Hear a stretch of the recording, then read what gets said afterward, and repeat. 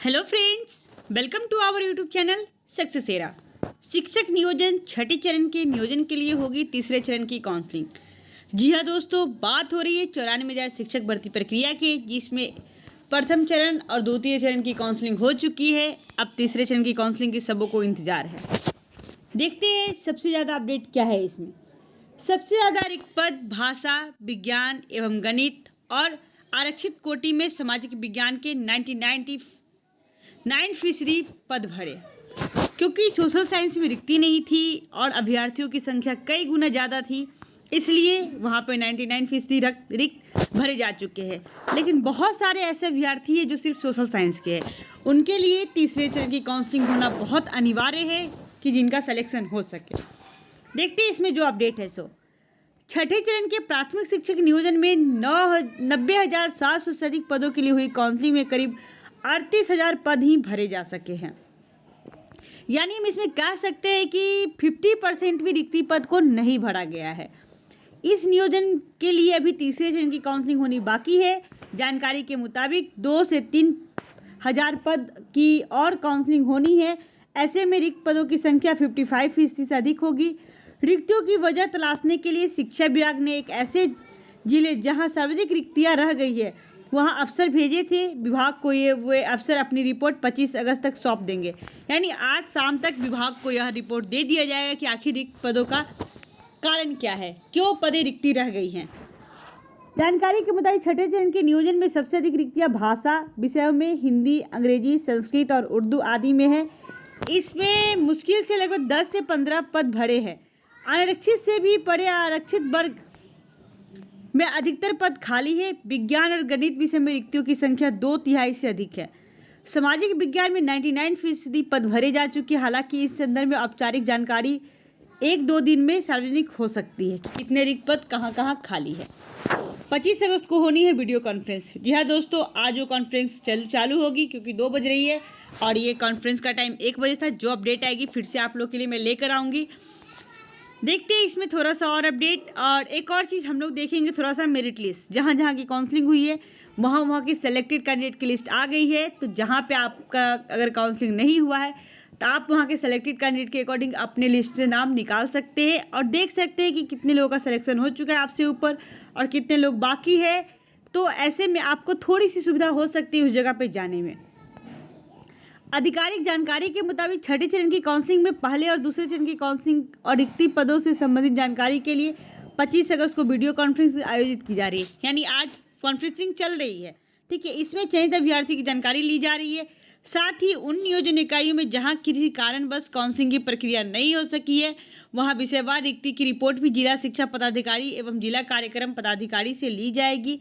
इस संदर्भ में इन पदाधिकारियों को शिक्षा विभाग के अपर मुख्य सचिव संजय कुमार ने जरूरी दिशा निर्देश दिए हैं।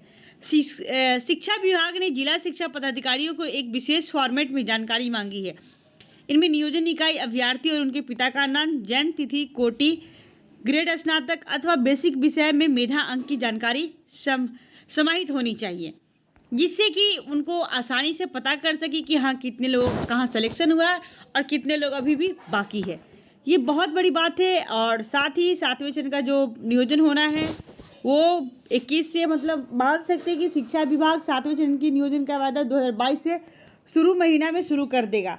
जनवरी-फरवरी में 7वें चरण की नियोजन प्रक्रिया आरंभ हो जाएगी। विभाग के अपर मुख्य सचिव संजय कुमार ने आधिकारिक तौर पर जानकारी दी कि मंगलवार को साझा की। उन्होंने कहा कि 7वें चरण में शिक्षक नियोजन 2021 तक की रिक्ति को समाहित किया जाएगा। यानी 7 फेज में जो 2021 में जो रिक्ति है सभी स्कूल में 94,000 शिक्षक भर्ती प्रक्रिया के बाद जो रिक्त रह जा रहा है उसको भी इसमें ऐड कर दिया जाएगा। और जो 2031 से जितने रिक्वायरमेंट है टीचर्स की वो सारी चीज़ों को इसमें इंक्लूड करके बताया जाएगा। और उसके बाद एक और चीज़ मैं बता दूं, अभी तक माध्यमिक और उच्च माध्यमिक स्कूलों के लिए छठे चरण का शिक्षक नियोजन जून 19 तक की रिक्ति के आधार पर किया गया है। चूँकि अब स्कूल के साथ साथ पदों की संख्या भी बढ़ गई है, लिहाजा है उनमें 2021 तक की रिक्तियों को गिना जाएगा। इसको लेकर उन्हें साफ किया कि छठे चरण की माध्यमिक और उच्च माध्यमिक शिक्षक नियोजन की प्रक्रिया दिसंबर 2021 तक जारी रहेगा। इसके लिए काउंसलिंग कराई जा रही है और इसके बाद जितनी जल्दी हो उतनी जल्दी 7वें चरण के लिए विज्ञापन जारी होगा।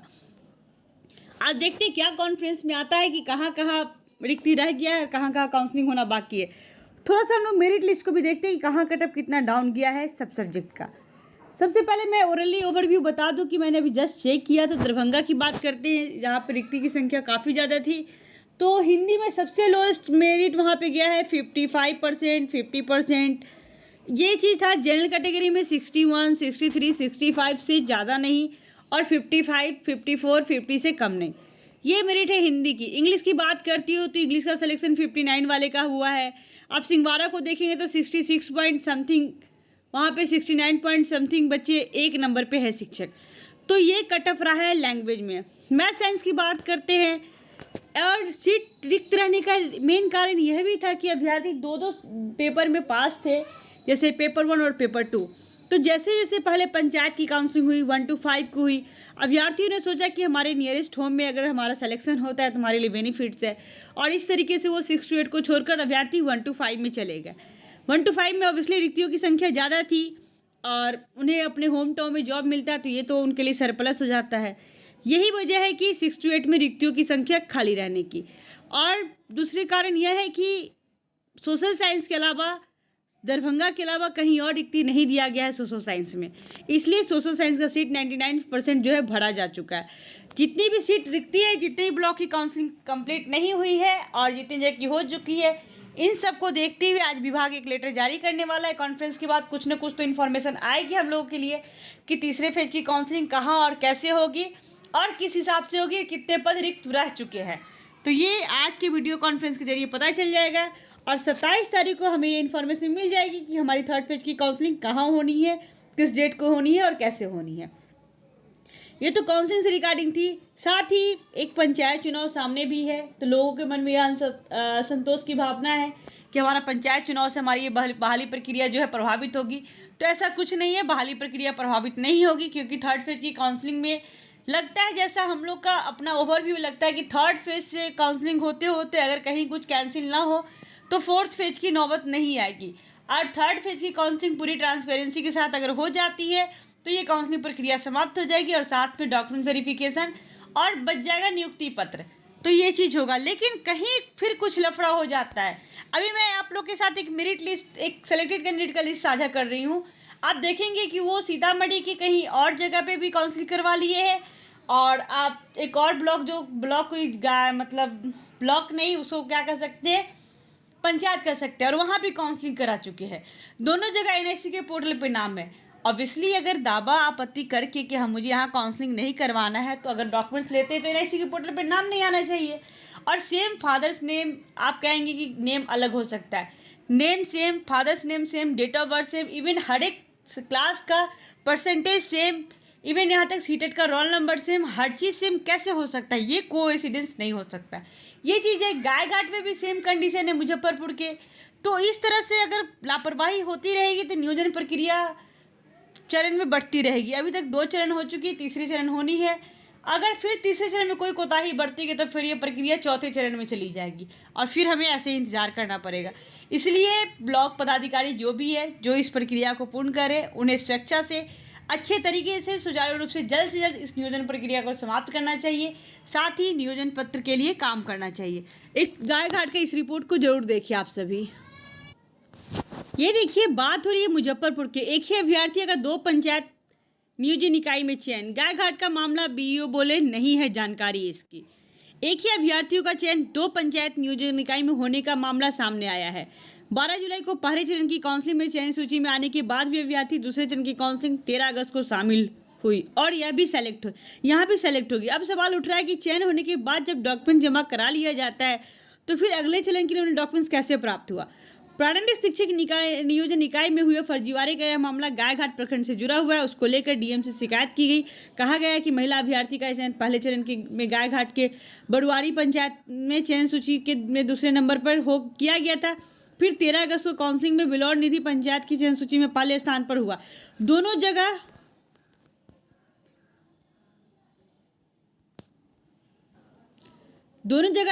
की चयन सूची की एनआईसी पोर्टल पर अपलोड किया गया। आरोप है कि बरुआरी पंचायत की काउंसलिंग में रुपए लेकर अभ्यर्थी का 2% अंक बढ़ाया गया। इस बाबत पूछने पर गायघाट के बीओ चंद्रेव ठाकुर ने बताया कि उन्हें इसकी जानकारी नहीं है।